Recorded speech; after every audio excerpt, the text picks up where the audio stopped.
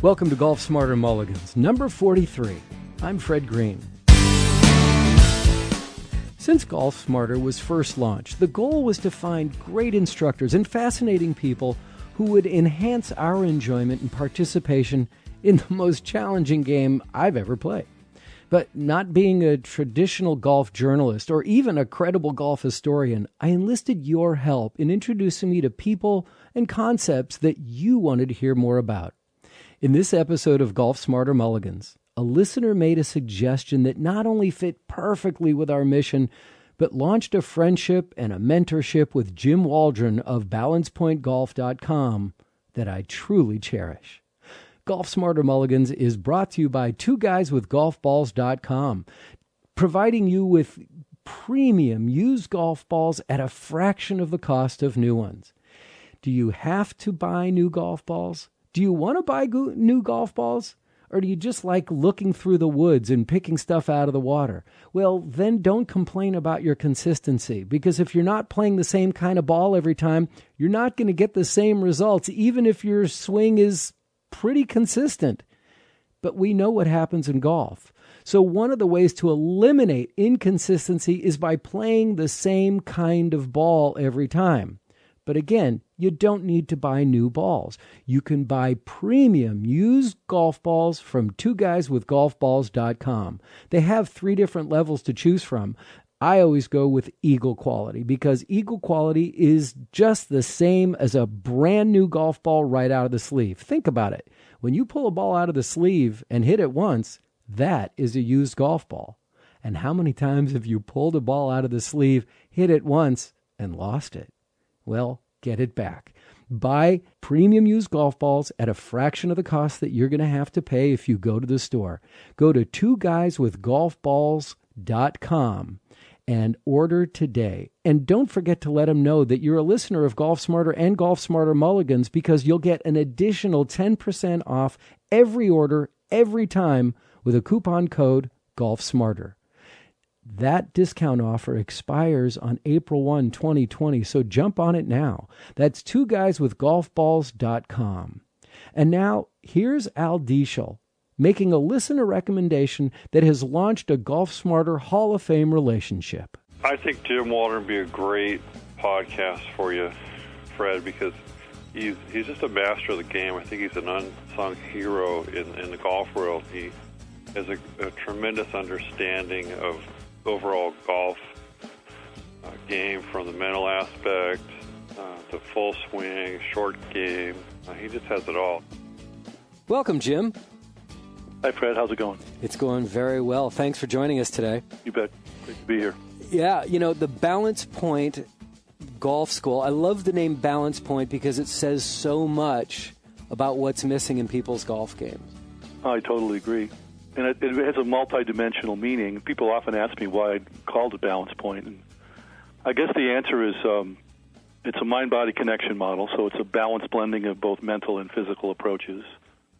It's also because in my research over the years, I've discovered that the most important physical fundamental in the golf swing is indeed balance.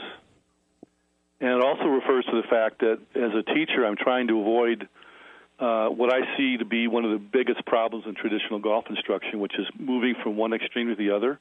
So it's almost a Buddhist middle way approach. Mm-hmm. And you see that in the history of golf instruction, that the pendulum kind of swings back and forth every decade or so from really extreme positions. The swing is got a lot of lateral weight transfer in the backswing, which is really popular in the mid '80s to maybe early '90s, mainly due to a guy named Jimmy Ballard, who was a famous teacher back then.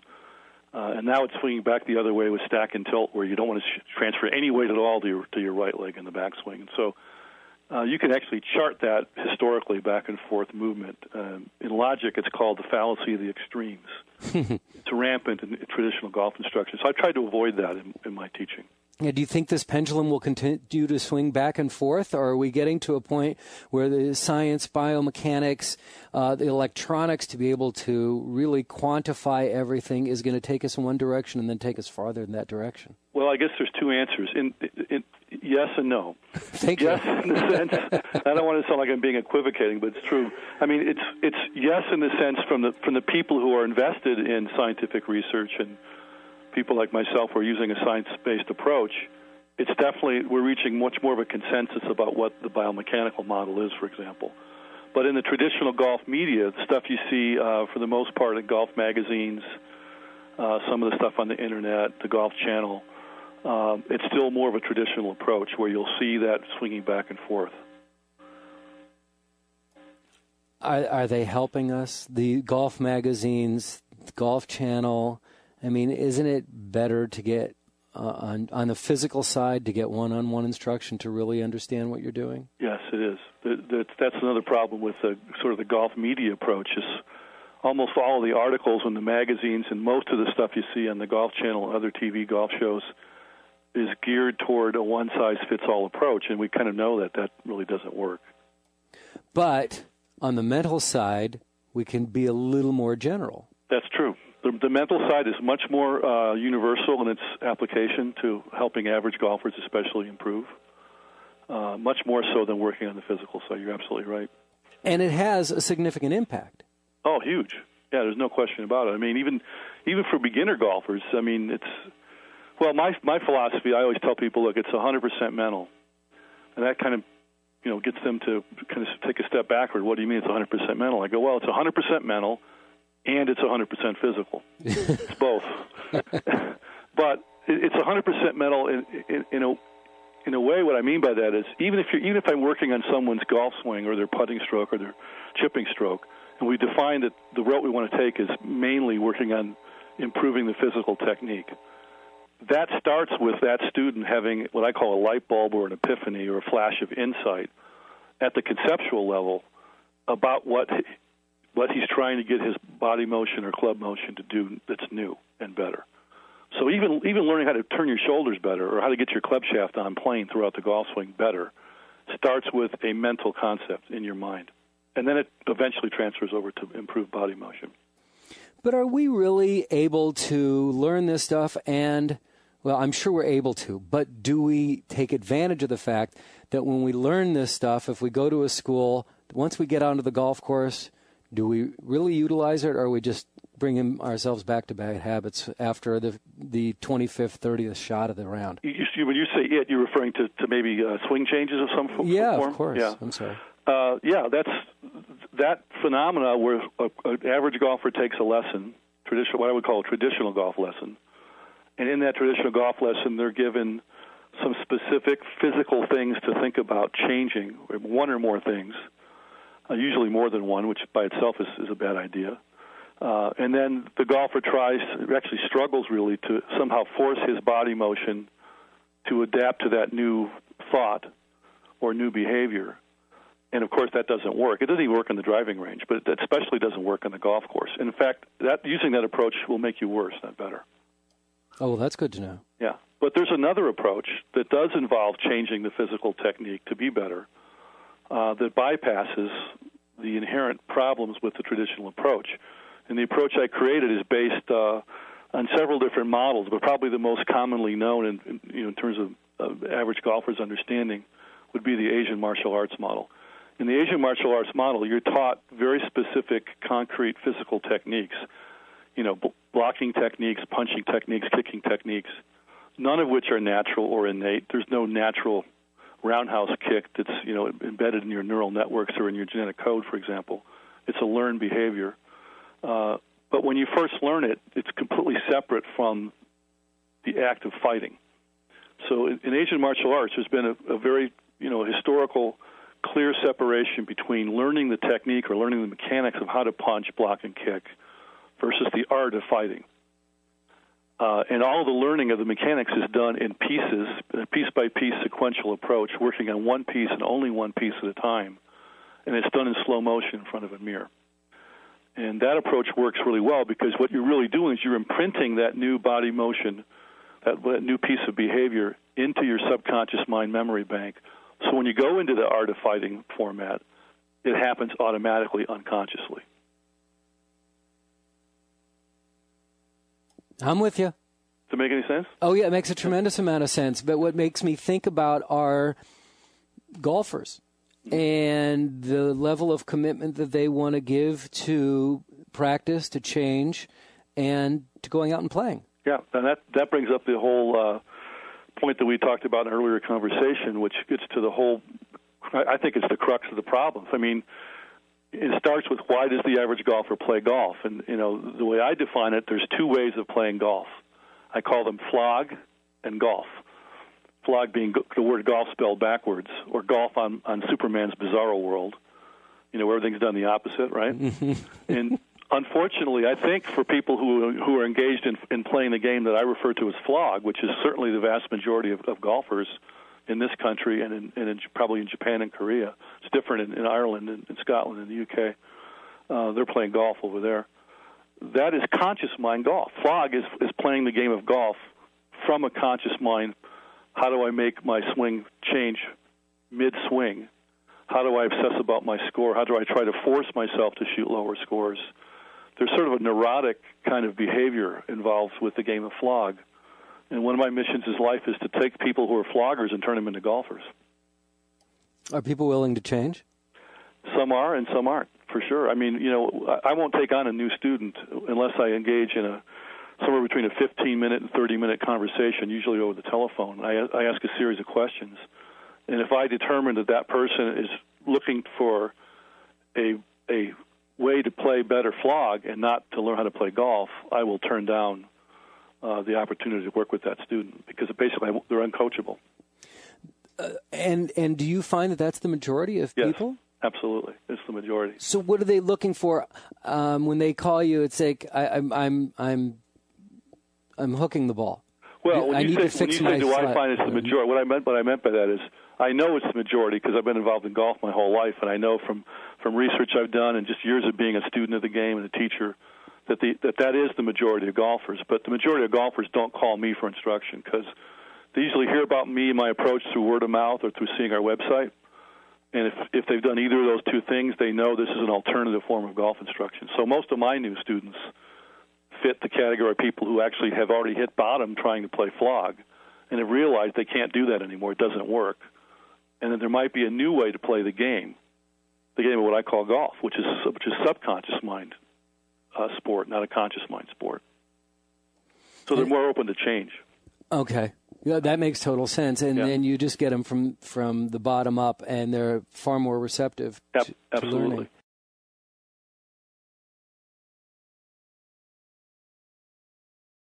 Do you also get people who are just beginners? Oh, yeah, we get beginners. We don't do a lot of beginners. Beginner golfers tend to take individual one or two individual lessons to start out with, and then they'll play golf for a while, and they usually get hooked. And then maybe after a year of playing golf, they'll take a few more lessons. But most of my new students start out with us in a golf school format. And so by definition, they've already been playing golf for several years. So we don't get that many beginners. But the ones we have gotten over the years have gotten just tremendous improvement very, very rapidly because they don't have any bad habits, either mental or physical. And where do you start with people? Do you start on the mental side or do you start on the physical side? Somewhat depends on their handicap level. Part of the interview process is goal setting, and we determine based on the questions I ask and the answers that are given by the student. It's kind of a meeting of the minds. We kind of both sit down together and try to determine what would be the best place to start. But in general, I can give you kind of a rough outline.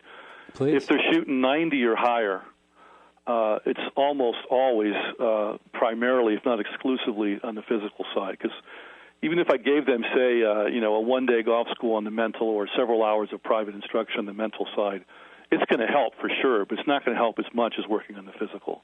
Because the reason someone who can't break 90, let's say they're shooting 105 as their average score, they're making a lot of just basic mistakes due to poor body motion, which creates poor club motion, which creates poor impact, which creates the bad ball flight result. So you've really got to get them to learn better physical technique.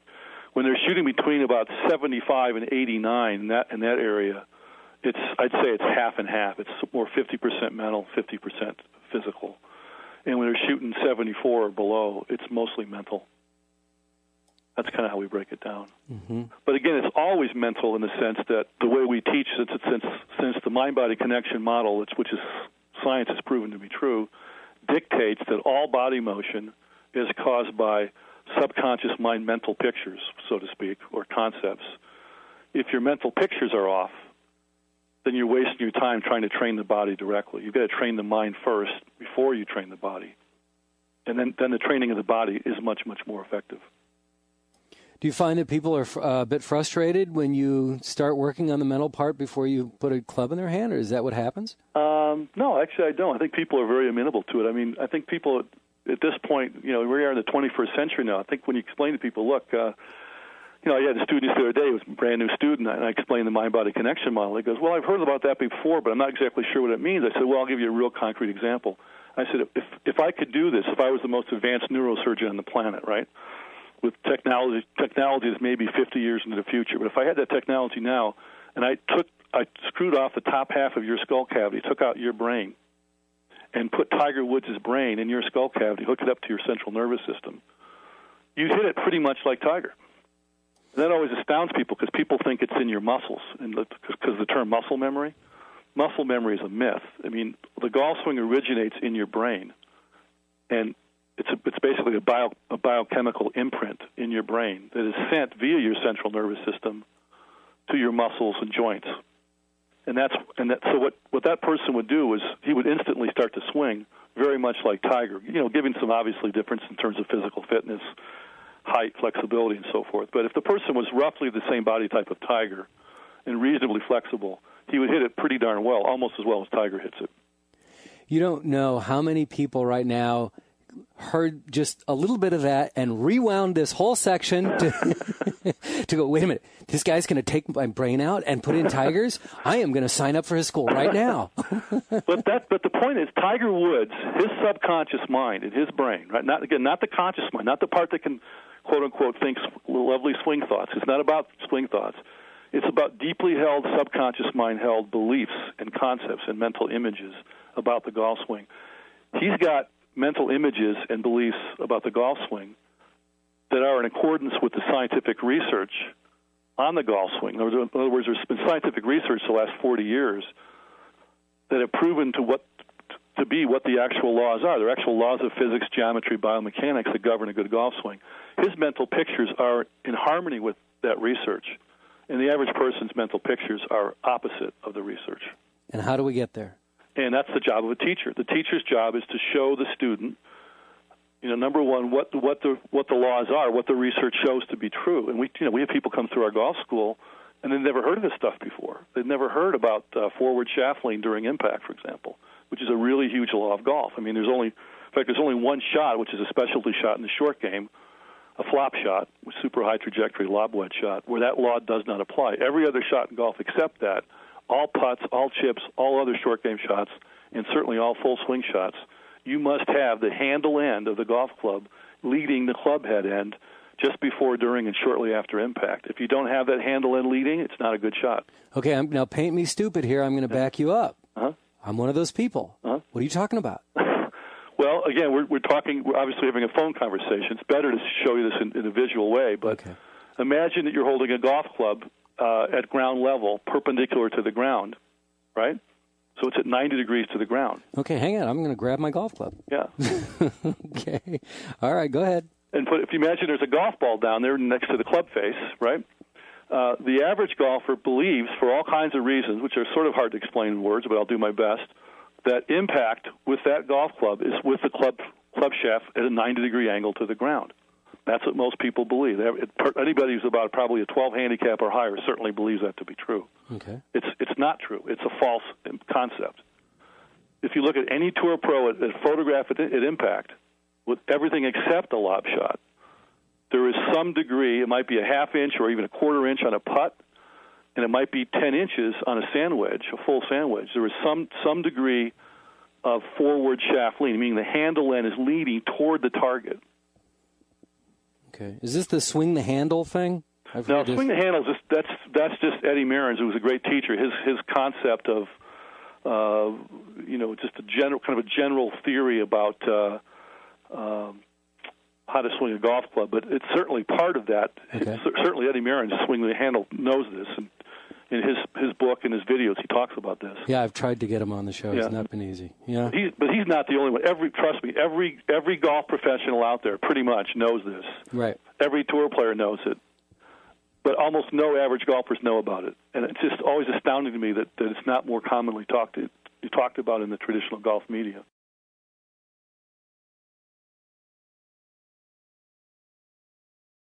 So now we have this total misconception of where our hand is basically what you're telling me is where our hands are at impact? Right. Hands and handle of the club must be leading. Now, the average impulse is, certainly, especially for the higher handicap golfers, someone in about I'd say 18 handicap or higher range, every natural impulse they have, not just the conscious mind, because we can quickly get someone's conscious mind to change understanding by showing photographs of tour players, throughout the swing or especially at impact.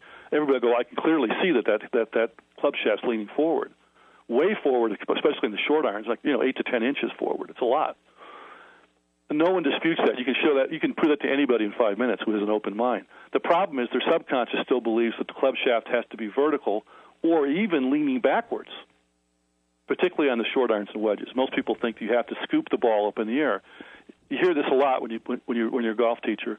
Well, I don't like to hit my driver in the fairway. I actually like it to end up in the first cut or rough. And I'll go, well, why is that? And they'll say, well, because then the ball's sitting up on the grass, I can more easily get the club in underneath the ball. Now, every good player knows that's a much harder shot if the ball's sitting up in the rough and if the ball's sitting down on the fairway, because every good player knows you have to hit down on the ball. Hitting down the ball is another way of saying you have to have forward shaft lean. Right. And I'll tell this person, this prototypical average golfer, no, you should never try, except on that super high trajectory lob shot I mentioned earlier. Every other shot in golf, you should hit down on it. You don't want to be hitting up on it ever. You want to hit ball then ground, not ground then ball. Exactly. And most shots, not all, but most clubs, the club head's making a fairly steep descending blow into the back of the ball. Certainly from 6-iron through lob wedge, it's making a descending blow to the extent that your divot's going to start in front of the ball, in front of the target side of the ball, and it's going to be about 6 to 8 inches long if for those clubs, and about 1/4 inch to 1/2 inch deep. And the deepest point of the divot will be 3 to 4 inches in front of the target side of the ball. If you aren't taking a divot like that from 6-iron through lob wedge, you're not hitting it properly. You're not striking it the way those clubs are meant to be struck. So a lot of what I do is help people understand what these laws are and why they have trouble getting their body to adhere to these laws. And that's because there are actual, besides common misperceptions, which this being one, there's actual optical illusions that make people see things when they watch Tiger Woods swing or Annika Sorenstam swing that literally are not happening. So when you watch a good player swing at normal speed without breaking it down to slow-motion video or still photos, a lot of what the average golfer sees happening in terms of club motion and body motion literally is not happening. There are actual optical illusions in the golf swing. There's 28 illusions I've identified in my research. 20 are optical, 5 are feel-based, and 3 have to do with how your mind senses time flowing, you should say, in your golf swing. So how your subjective sense of time is being perceived. There's 3 of them. And they have a tremendously destructive influence on your golf swing when those illusions are operative in your subconscious mind. So I always tell people, you've just come to the most disillusioning golf school on the planet. And I mean that in a positive way, dis-illusioning, because we're trying to root out those illusions. Okay. And, oh, wow. Overload. Good. And yeah, I mean, it's unbelievable. And now you have all this information that you're trying to give. You really do need to attend a school to get this stuff. You're not going to get this on a lesson or two, are you? Well, you can certainly get some of it. I mean, obviously, sure. I can't show you all the 28 illusions in an hour lesson, but I mean, my minimum with a new student, if they want to learn work on their golf swing, is 4 hours. I won't do it for less than 4. Mm-hmm. And I tell people, look, I can't show you the entire balance point swing model. I can't show you all the illusions, and I can't demonstrate all the common misperceptions that you're likely to have in 4 hours. But we do a kind of a condensed version of it. But you don't need to learn all of it. Even if you learn one of them, for example, if you or any of your listeners could just master the art of having a forward-leaning club shaft, that alone will take someone shooting 105 and get them down in the mid-80s in terms of scoring. Just that one thing. That's how important it is. And for those people who want balancepointgolf.com, I just let you plug that one in.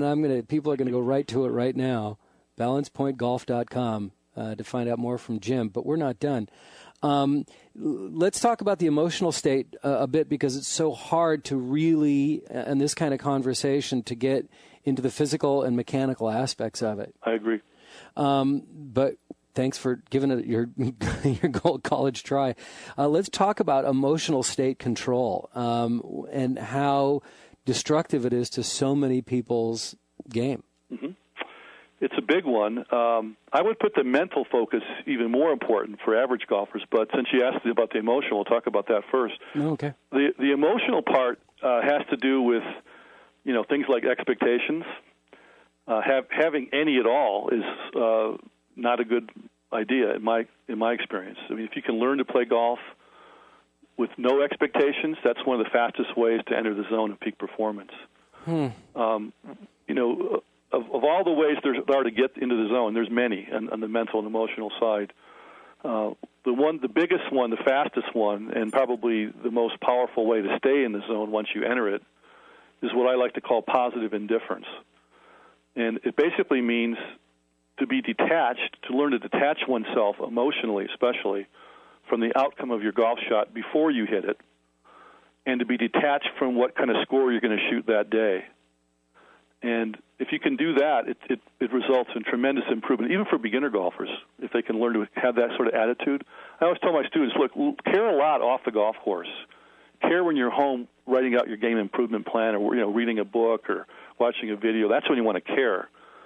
But you don't have the luxury of caring too much once you step onto the first tee. The more you care, the more self-esteem you invest in the outcome of your golf shot and in your score, the more you're going to get in your own way, the more you're likely to flinch and actually interrupt that flow of communication from your brain to your muscles and create a bad shot. So that's the fastest way to improve, I think, overall. If I had to pick one thing of all the stuff we teach, is to help our students learn how not to care so much, to keep themselves separate from the outcome. But that has nothing to do with picking a target for yourself or setting goals for yourself. When you talk you mean goal setting in terms of how to improve your score or how to improve your swing, or? I'm even talking about on your shot, picking a target, and having expectations of getting to that target. That's a great question, isn't it? That's such a good question. I can't even tell you how awesome that is, because thank you. It's such a paradox. And in my, I'll be honest, until about 5 years ago, I was sort of a golf target fundamentalist. In the negative sense. I mean, I taught for years that the only thing you should focus your mind on when you play golf is the target. But I kept getting responses from my students that didn't work for them. Obviously some of them did. A majority, 80%, got tremendous results by focusing on a target.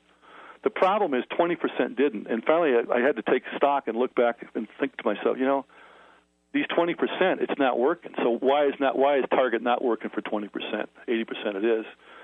And I found out that part of the reason why for 20% of the target doesn't work is they couldn't separate themselves.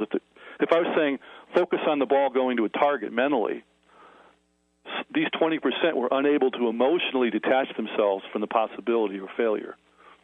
Does that make any sense?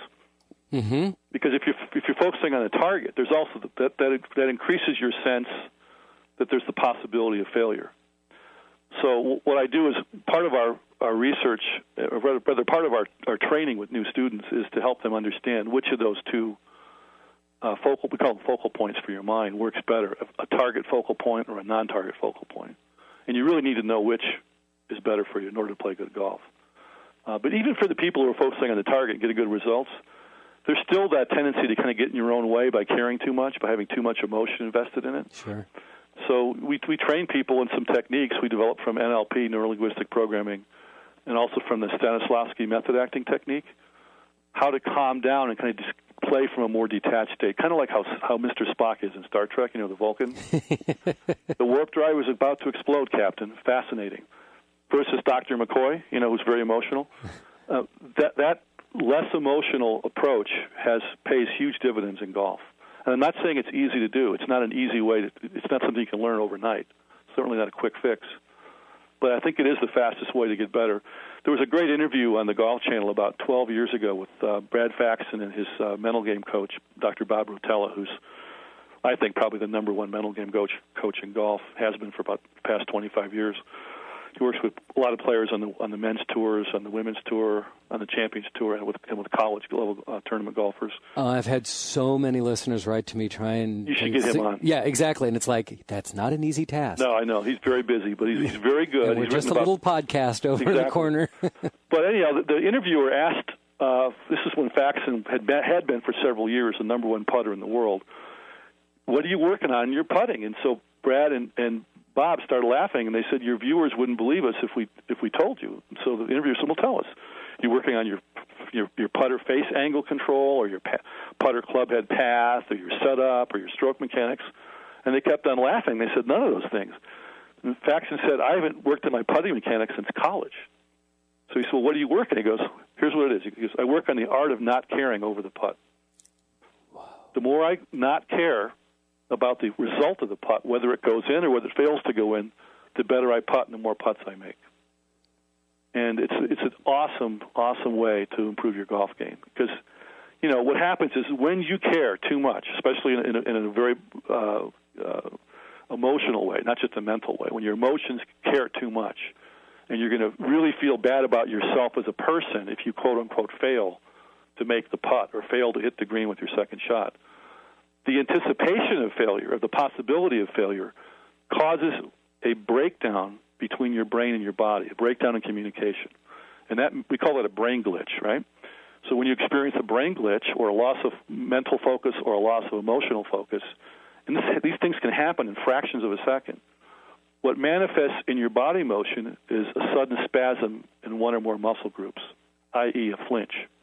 And the flinch disrupts your body motion, which disrupts your club motion, which hurts your impact, which hurts your ball flight result. So what we do is try to help people learn how to flinch-proof their golf swing, their putting stroke, their short game strokes, by learning how not to care so much. You've given us a tremendous amount to absorb, and it's been amazingly valuable. I'm going to try to stop thinking about the ball after it stops rolling, right? It's like, okay, saw the shot, didn't do what I wanted to, but let it go. It's not rolling anymore. Let's move on to it, right? Exactly, yeah. Oh, gosh. Jim Waldron of the Balance Point Golf School, and again, it's balancepointgolf.com. And I love this line. It's not your father's golf school. It's very different, but it's quite advanced and incredibly valuable. If you listen to Al Dieschel, who's one of our listeners who started the show here, and has been, he says you're an unsung hero. Well, thanks. Thank you, Al. And thank you, Jim. Thanks, Fred.